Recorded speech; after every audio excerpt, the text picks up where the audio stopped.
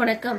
செய்திகள் வாசிப்பது ஆரியம் நந்தினி. மண்ணுக்குள் புதைந்த கிராமங்கள், சாலைகள் மற்றும் பாலங்கள், ஆறுகளில் மிதக்கும் உடல்கள் என்பது தான் வயநாடு மாவட்டத்தின் சூரல்மலா மற்றும் முண்டக்கை டவுன் பகுதியின் தற்போதைய நிலை.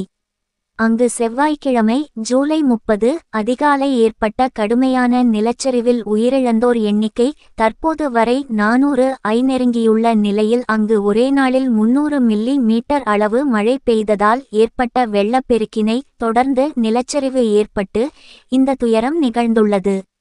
பொதுவாகவே கேரளம் அதீத மழைப்பொழிவை சந்திக்கும் போதெல்லாம் நிலச்சரிவால் அதிகம் பாதிக்கப்படுவது வயநாடு, மலப்புரம் மற்றும் இடுக்கி மாவட்டங்கள் தான். இந்த ஆண்டும் கனமழை அதிகமாக பெய்து வந்த கேரளத்தில் ஜூலை 30 அதிகாலை வயநாடு மாவட்டத்தின் மேப்பாடி, முண்டக்கை டவுன் மற்றும் சூரல்மலா ஆகிய பகுதிகளில் கடும் நிலச்சரிவு ஏற்பட்டுள்ளது. அதிகாலை 2 மணி முதல் காலை 6 மணி வரையிலான 4 மணி நேரத்தில் 3 பெரிய நிலச்சரிவு ஏற்பட்டது.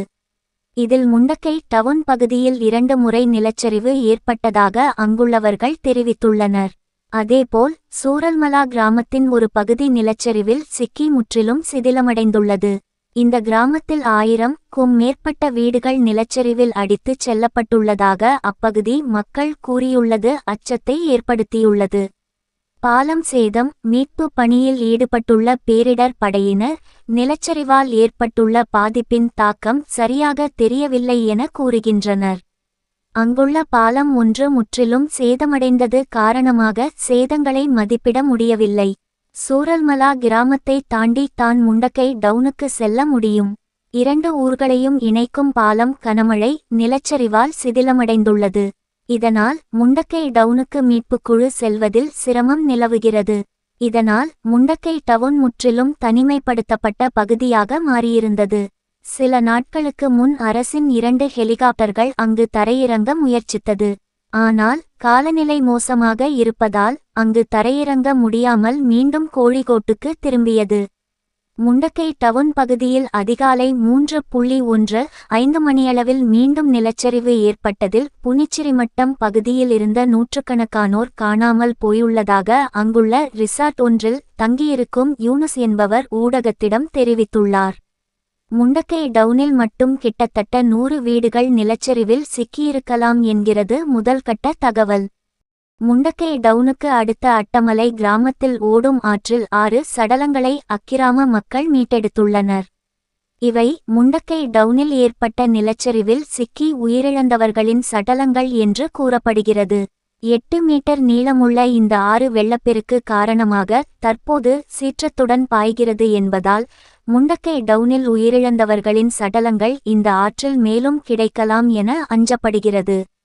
இதேபோல் மலப்புரம், நீலம்பூர், போத்துகல்லு ஊராட்சியில் உள்ள சாலியாற்றில் இருந்து நிறைய சடலங்கள் கண்டெடுக்கப்பட்டுள்ளன. மேப்பாடி பகுதியில் இருந்து உருவாகும் ஆறு தான் இந்த சாலியாறு.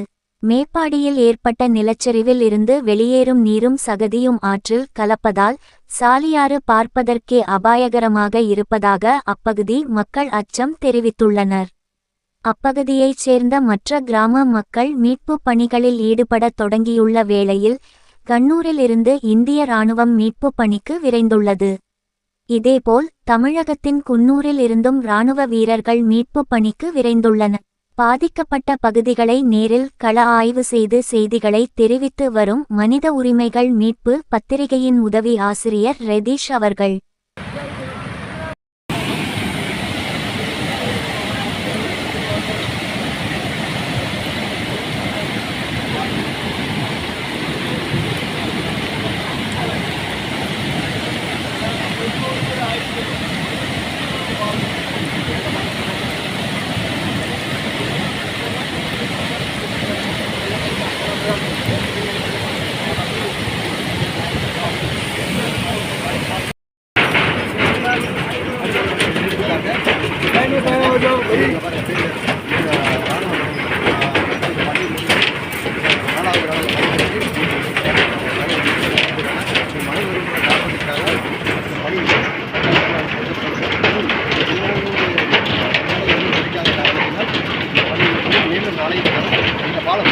பாலம் பாருங்கள். இதில் வந்து 24 மணி நேரம் கட்டப்பட்டுள்ள பாலம். இது முண்டக்கையிலிருந்து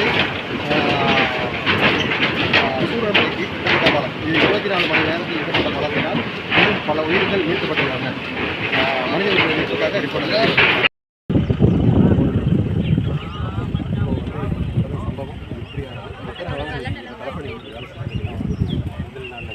உங்கள் பேர் முதல் நாள்லே முதல் நாள் வந்து பார்த்தீங்கன்னா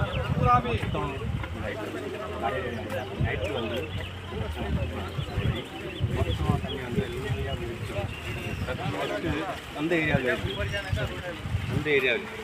ஏரியாவிலே ரெண்டு இங்கேருந்து நம்ம வந்து 27 கோடிகள் இதுக்கு மேலே வந்து மேலே போக முடியாது. மேலே எல்லாம் அந்த அந்த 3 கோடி கோழி 3 கோடி கோழி அது முடிஞ்சதுக்கப்புறம் போயிட்டு மேலே வந்து 22 கோடி 22 கோடி அது வந்து மேலே பள்ளிக்கு முண்டகை பள்ளிக்கு 22 கோடி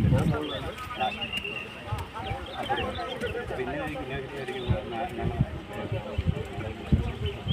நீங்கள் இது வேலையில் எத்தனை வேலை இங்கே வந்து 3 நாள் ஃபுல் வாங்க சரி சாധ്യത ஃபுல் மண்ணுக்குள்ளே போயிட்டாங்க. അപ്പോൾ ഇതുവരെ എത്ര ബോഡി ഉണ്ട്? ഇതുവരെ 300 എത്ര ഉണ്ടാവും ബോഡി 344 ഇനി എത്ര കിട്ടാനുണ്ട്? 200 കോടി വരെ കണക്ക് அது சாധ്യത கம்மி. இந்த மாதிரி தெரச்சில் இன்னும் நடந்து தெரச்சில் இந்த மாதிரி நடந்தில்லை.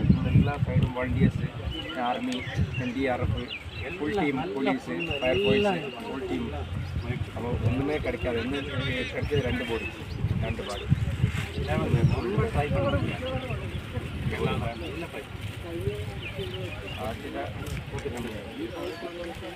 மனித உரிமை மீட்புக்காக உடல் வந்திருக்கும் சதீஷ் ரிப்போர்ட்டர்.